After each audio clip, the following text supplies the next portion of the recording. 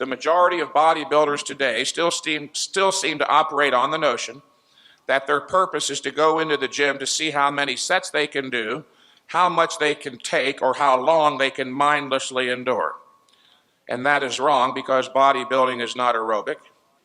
A bodybuilding workout, in other words, audience, is not an endurance contest. Your purpose as a bodybuilder or strength athlete is to go into the gym and intelligently, logically, rationally do what nature requires to trigger the body's growth mechanism into motion and no more. Then get the hell out of the gym, go home, rest, and grow. The big picture in bodybuilding is comprised essentially of two elements of equal value, literally 50-50, not 60-40 or 70-30, but 50-50, with neither of the elements being even slightly more important than the other. The first element, of course, there's no gainsaying it, is the actual workout itself. And the second element, the other 50%, just as important, is the rest period between workouts. And here's why. The workout, you must understand, audience, doesn't actually produce muscular growth. Remember, the workout is a stimulus. The workout merely stimulates the body's growth mechanism into motion.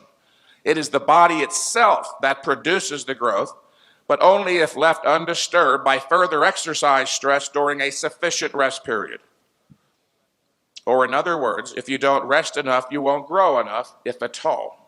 How can anyone know with reasonable certainty how much time need elapse between workouts? Immediately upon completion of a workout, you don't feel the same as you did before the workout, do you? No, you're exhausted. In addition to the personal experience or the subjective sense of feeling fatigued, you're also exhausted in the technical sense, in that a considerable portion of your body's resources or recovery ability was used to fuel the workout. You feel like you're in a hole. There was a deficit created.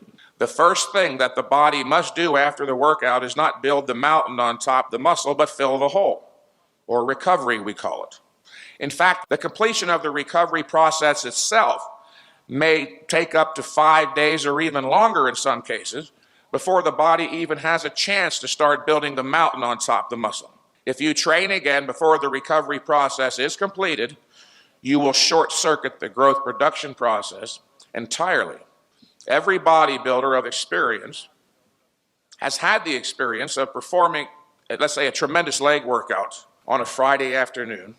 He breaks all of his personal records, his reps are up, then he intentionally rests all weekend, thinking he'll wake up Monday feeling totally refreshed and recovered, but to his surprise, he wakes up Monday feeling a sense of generalized or systemic fatigue. One of the chief sources of confusion on the issue of frequency is that bodybuilders don't realize that exercise, in addition to having a localized effect on the muscle being worked, also has a systemic effect.